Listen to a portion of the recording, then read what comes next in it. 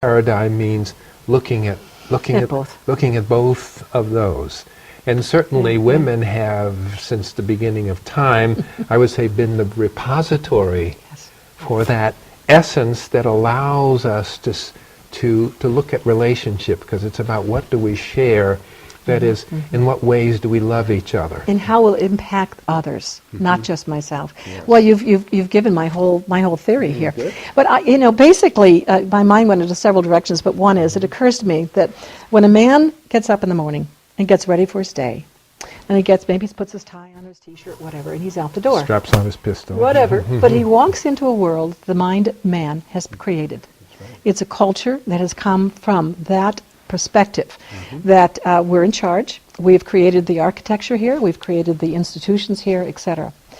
When a woman gets up for the day, first of all, she's got to make sure that she's looking good, right? She has to, maybe she's a working woman, she's got to put uncomfortable heels on, or nylons on, whatever she does. In my day, it was a girdle. I don't know what they use these days. And then you restrict yourself with a bra, and you make sure that your makeup really, you've got to look good.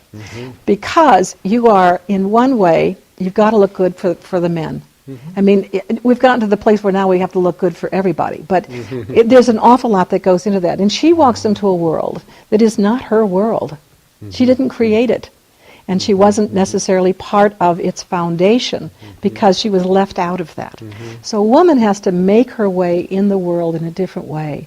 And then we wind up with advertisements and stuff that totally support us to continue those separate ways. And of course the patriarch already has a very dominant and very clear model of what you are as a woman and what you are as a man. I would like to see a world where my grandson can have a full range of emotional expression. He can cry, and he will not be called a wimp or a fag or all the demeaning things that, or a girl even. I mean, what's worse? And I want a world where my granddaughter can speak her mind with authority and be heard, and not be called a bitch or an aggressive, assertive woman. But that they both have embodied their full sense of self, which is masculine and feminine in each one of us. So when I talk about patriarchy, I am not talking about men necessarily or today, because I think men and women are both victims of the patriarchy. They have been, as we've said, all things feminine have been shoved to one side. So part of what we're expressing here or saying here is we know that there's a heart and soul to women which differs from the conventional patriarchal role. And too often our women have gone out and been successful by using the male model. But we also know that the companies that are doing well today are often feminine, women leadership that's being brought in, that begins to consider the whole, that might sit in circle instead of audience side where I'm the expert and you're listening to me. And there's more and more recognition of the need for this kind of thinking. Absolutely. If you look at the books that have come out just in the last 6 months, collective wisdom, collective intelligence, drive, so many books that are saying we really need to shift to a different way of looking at things. And of course, when you talk about making the world safe for children to really be who they are, you're really talking about making them safe from the kind of violence that our culture feels it's okay to wreak upon children. They just told me go out and fight your own battles. Look at all of our wars. We have a war on cancer. We have a war on drugs. We have a war on anything that we don't understand and can't cure or fix. So we go to war. It's a very strong mentality. I watched a film the other night which really talked about our addiction to war, which is really quite amazing. So then there's the women in Liberia. And these women said finally, and I just thought they had so much to teach us. They basically went to the women in their church and said, we have to stop this war. It's ongoing. It would be like our going to Safeway and having people shooting in the parking lot. And she said, we have to stop this. We cannot go on. And at her church, and then another woman stood up at church and said, I know it's a surprise to you, but I'm a Muslim woman, and I'm hearing what you have to say, and I will go home to my sisters. And together they united in a way that when they finally got peace talks going, these women would not let them leave until they had agreements. Wow. I mean, they were arm in arm around the building, physically. They were showing up in droves of 1,000 and more, all in white.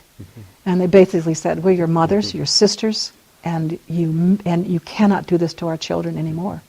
Yeah, it just goes to show that the power that we need and the tools that we need to change our world are in our hands. Absolutely. We're simply not using them because it only benefits people. It doesn't benefit machines. It doesn't benefit bottom lines. It doesn't make for, $1 million corporate bonuses.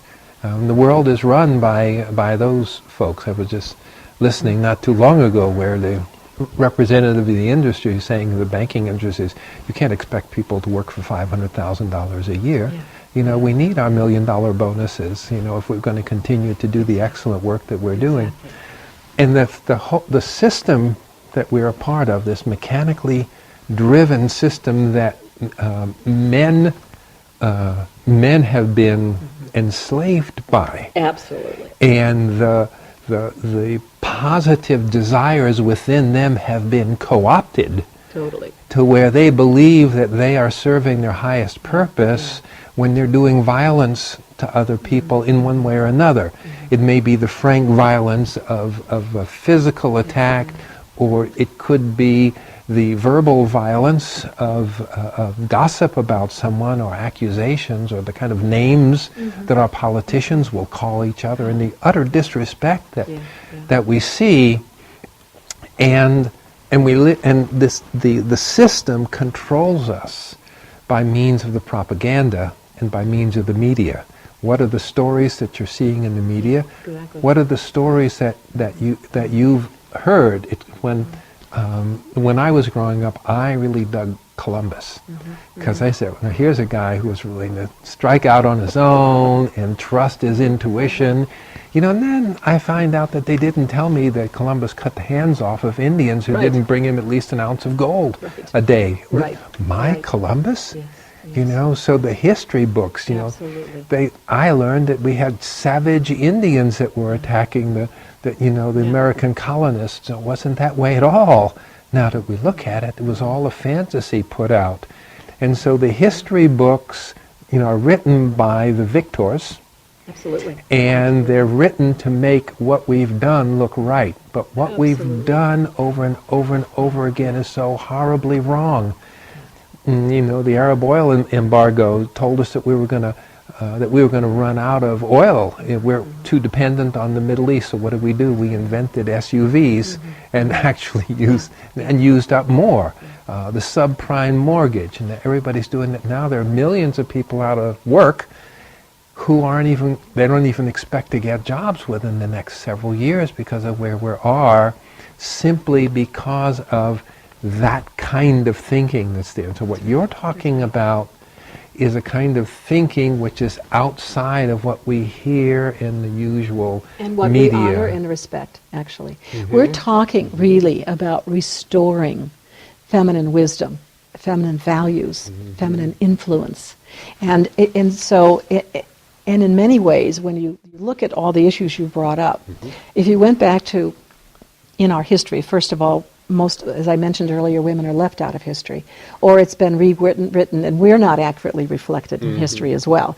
I mean, nowhere in the books at school you see something of the witch hunts, I think, back in New England, but you don't really realize that there was a Holocaust for women that went on for centuries, and millions of women were tortured and burned. It was our woman's Holocaust. I remember hearing that, and I went to a professor of women's studies. I says, could that be? Could there really have been several million women who were tortured and burned for being witches? And she said, yes. We don't learn that. No. What is that system so eager to protect that it hides the truth from us and feeds us a story? Well, look what has come down through history. Now, if you think about that time, for most women, held in ourselves that the world is unsafe and we should not speak out, And in many ways, as a result of that, we have given over our power because we want to be kept safe.